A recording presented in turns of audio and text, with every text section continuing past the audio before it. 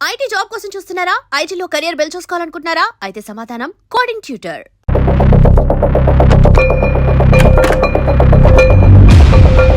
నువ్వేంటి ఇక్కడ? సర్లే లోపల.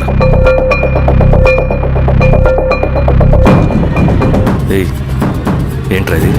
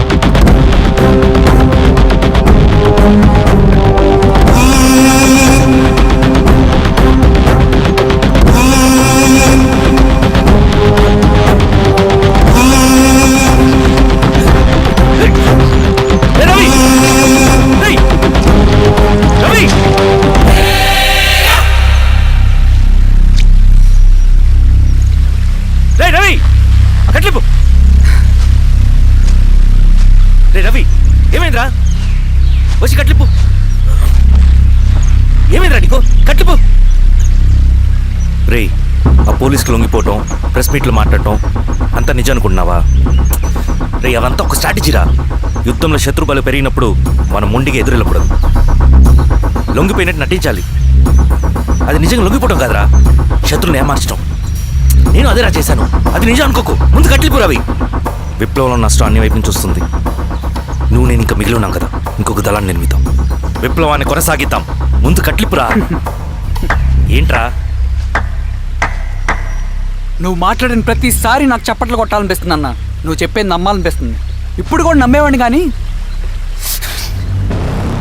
ఇది ఆపుతుంది. మతం మత్తు మందు లాంటిదన్నాడు కార్ల్ మార్క్స్. కానీ అంతకన్నా పెద్ద మత్తు మందు కమ్యూనిజం. ఆ కమ్యూనిజం మత్తులో నుండి నిన్ను బయటకు తీసుకురావడానికి బలమైన సాక్ష్యం కావాలని నాకు అర్థమైంది. ఎలక్షన్ నుంచి విత్డ్రా అయ్యాక నేను నా ఫ్రెండ్ స్వప్న వాళ్ళ ఇంటికి వెళ్ళాను. రే, అర్జెంట్గా 25 లక్షలు కావాలరా. Thank you.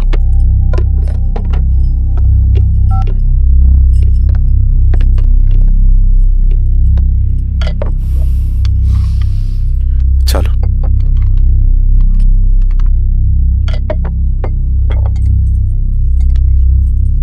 చాలు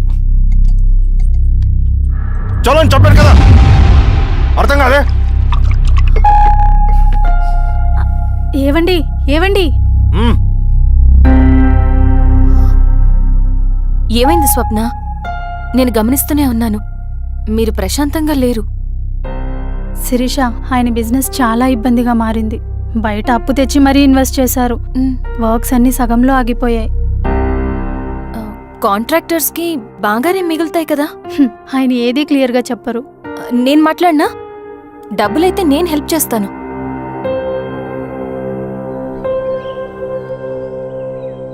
అన్నయ్య, చెప్పమ్మా. మీరు డబ్బు గురించి ఏదో ఇబ్బంది పడుతున్నారని అర్థమైంది. అవునమ్మా, ఈ ఏజెన్సీ కాంట్రాక్టర్ బతికే ఇంత ఏది సాఫీగా ఉండదు. అన్ని వైపుల నుంచి అడ్డంకులే. ప్రజల ప్రయోజనం కోసం బిల్డింగ్లు, బ్రిడ్జ్లు కట్టాలి, అడ్డమైన వాళ్ళకి లంచం ఇచ్చుకోవాలి. ఇప్పుడు ఈ నక్సల్స్ ఒకళ్ళు తయారయ్యారు. నా బ్రతుక్కి పని పూర్తయ్యేదాకా ఫండ్స్ లిస్ట్ చేయరు, వీళ్ళేమో పని చేయనివ్వరు. ఏం చేయాలో అర్థం కావట్లేదు. నక్సల్సా? నక్సల్స్కి ఏంటి సంబంధం? అదే కదా సమస్య. బయట ప్రజల కోసం మేము ఉన్నామంటారు, లోపల ఎక్స్ట్రాషన్కి అలవాటు పడ్డారు. ఎవరు కరెక్ట్గా లేరమ్మా. ఎక్కడి వాళ్ళన్నయ్య? పినపాకం మండలం నక్సల్స్ 25 లక్షలు అడిగారు.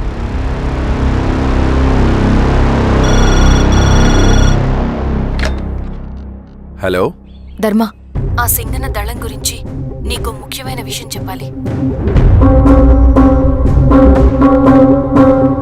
సరే, ఓకే, బాయ్. నీతో పర్సనల్గా మాట్లాడాలి. ఏ బయటకెళ్ళు. చెప్పు. అన్నయ్య చనిపోయిన తర్వాత ఎలక్షన్స్ లో పోటీ చేసిన నన్ను సింగన్న దళం కిడ్నాప్ చేశారు. కానీ అక్కడ ఒక వ్యక్తిని చూశాను. ఆ వ్యక్తిని అన్నయ్య చనిపోయే ముందు తన దగ్గర డబ్బులు తీసుకోవడం గమనించాను. ఆ క్షణమే సింగన్న దళంపై నాకు అనుమానం వచ్చింది. I'll take care.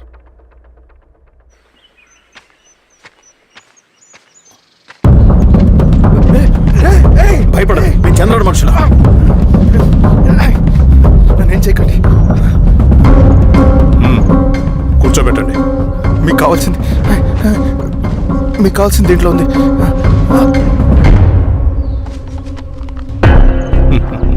కాంట్రాక్టర్ డబ్బులు కదా, కొత్తగా ఉన్నాయి.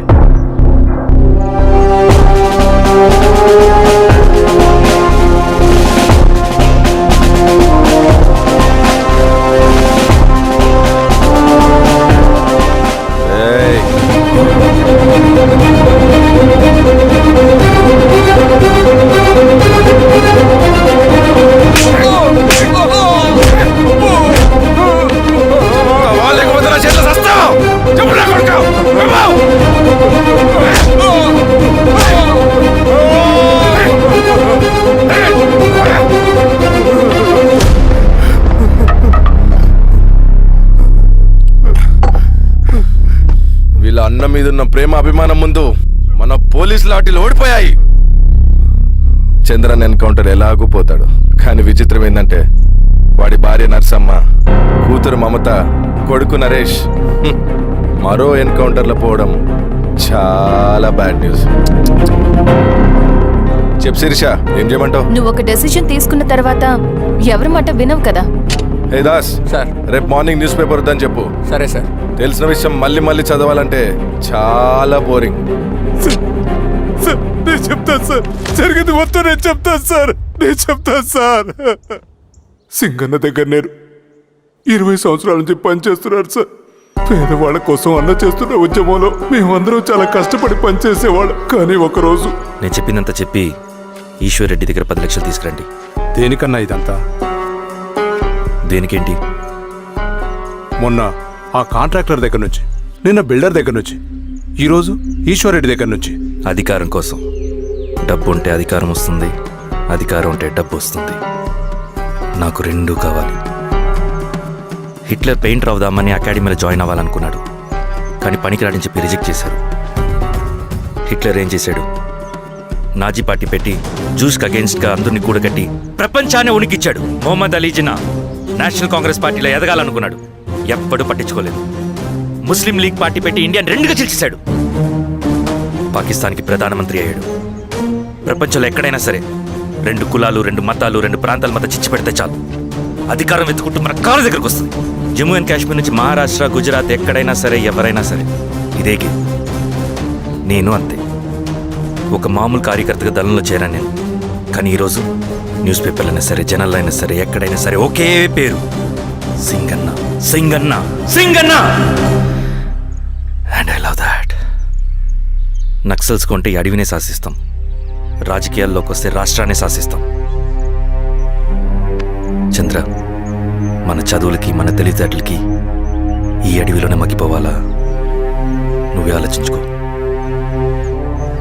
ఆ మాటలు విన్న నేను ఆలోచనలో పడ్డాను. తన స్వార్థం కోసం ఉద్యమమును పెడదారి పట్టిస్తున్నాడని అప్పుడే అర్థమైంది. కానీ నాకు వేరే దారి లేదు. సింగన్న ఆదేశం ప్రకారం మేము వెంటనే వెళ్ళి ఈశ్వర్ రెడ్డిని కలిశాం. సింగన్న పార్టీ ఫండ్ కోసం 10 లక్షలు ఇమ్మన్నారు. ఆ డబ్బులు ఇస్తే రైతు కూలీ సమస్య ఉండదని చెప్పమన్నారు. అంత డబ్బా నేనెందుకు ఇవ్వాలి? నువ్వు గెలుస్తావనే భ్రమలో ఉన్నావు. ప్రజలంతా అమాయకులు కాదు రెడ్డి. ఈ ఊళ్ళో ఏం జరుగుతుందో నువ్వు మాకు చెప్పక్కర్లేదు. మీకు పార్టీ ఫండ్ ఇస్తే మాత్రం నేను గెలుస్తానని గ్యారంటీ ఏంటి? తప్పకుండా గెలుస్తావు. ఆలోచించుకో, తెలివైన వాడివి.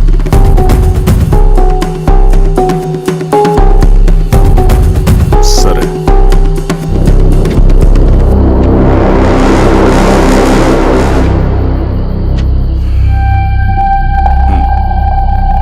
కానీ నాదో కండిషన్. నేను సింగన్ని పర్సనల్గా కలవాలి. చూస్తా, కానీ ఒక విషయం, ఈ మ్యాటర్ బయటికి రాకూడదు. జాగ్రత్త.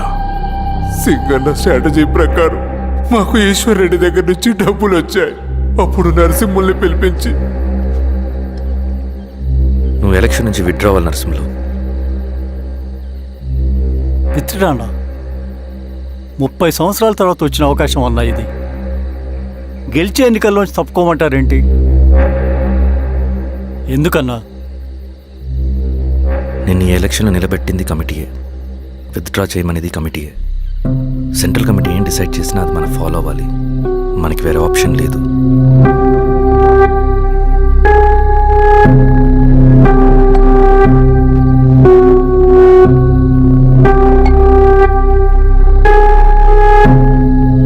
నన్ను నమ్ముకుని చాలామంది ఉన్నారన్నా. మీరు వద్దన్నా సరే నేను ఇండిపెండెంట్గా పోటీ చేస్తా. నీ పట్టుదల నాకు అర్థమైంది నరసింహులు. సెంట్రల్ కమిటీతో మరొకసారి నేను మాట్లాడతాను. కొంచెం వెయిట్, తొందరపడద్దు. లాల్ సలాం. లాల్ సలాం. తన మాటకి ఎదురు చెప్పిన నరసింహుల్ని క్రూరంగా హత్య చేయించి ఆ హత్యను ఈశ్వర్ రెడ్డి చేయించాడని అందరినీ నమ్మించి ఆ తర్వాత ఈశ్వర్ రెడ్డిని కూడా. ఏంటి ఈశ్వర్ రెడ్డి గారు, కలుద్దాం అనుకున్నాం కానీ ఇలా కలుస్తాం అనుకోలేదు. ఏంటంత కోపం? ప్రజానాయకుడు నరసింహులు చంపినందుకు నీకు మరణదండనే. ఇంతకీ నన్ను ఎందుకు కలుద్దాం అనుకున్నావు? నర్సన్ చావుకి నాకు ఏ సంబంధం లేదు. నిన్ను కలిసి ఊరు సమస్యలు, ప్రజా సమస్యలు పరిష్కరించు. అడవికి సింహం రాజు, అడవైనా ఊరైనా ఈ సింగన్నే రాజు.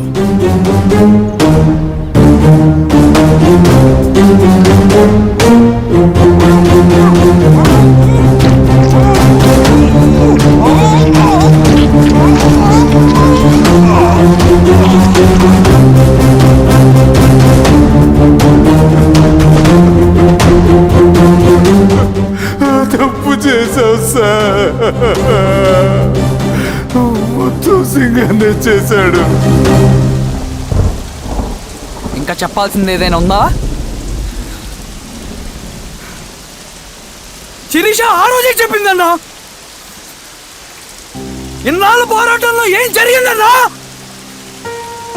ఏమీ లేదు. శిరీష వల్ల వాళ్ళ ఊర్లో రైతులకు భూములు వచ్చాయన్నా. నీ వల్ల చాగి అన్యాయంగా గొంతు కోసుకున్నాడన్నా. నరసింహులు, ఈశ్వర్ రెడ్డి, ఇంకెందరో అమాయకులు నీ అధికార దాహం వల్ల బలైపోయారు.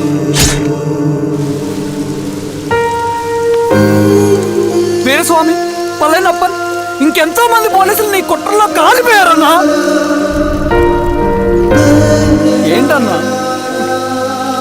నీ వెనుకున్న పాపానికి మన దళ సభ్యులు ఎంతో మంది అమాయకులు చచ్చిపోయారు.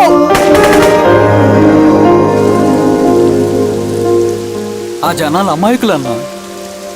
నువ్వు మాటలు చెప్పి రెచ్చగొడితే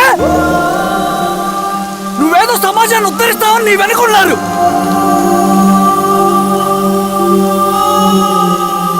వాళ్ళకి కావాల్సింది కరప్షన్ లేని సమాజం. అది ఊరైనా అడివైనా.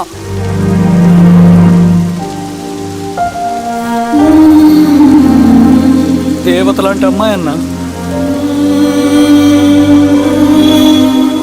బతికినంతకాలం అందరి జీవితాన్ని బాగు చేసిందన్న.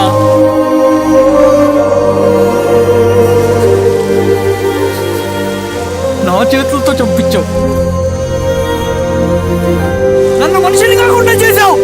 ఈ జెండా అడ్డు పెట్టుకుని చేస్తున్న దురాఘాతాలు, ఈ సిద్ధాంతపు ముసుగులో జరుగుతున్న హింస, దోపిడీ, మోసం అన్నీ ఆగాలి, ఆగిపోవాలి.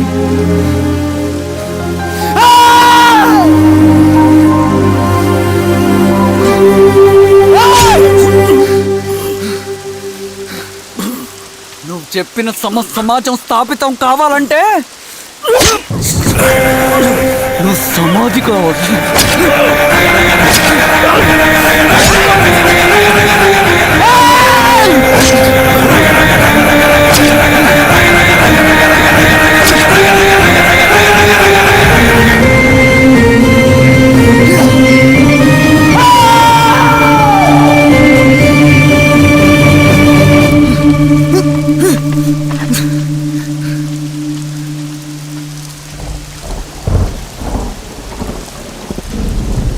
And for more videos, Please subscribe to iDream. Please subscribe to iDream. Please subscribe iDream. And please subscribe to iDream.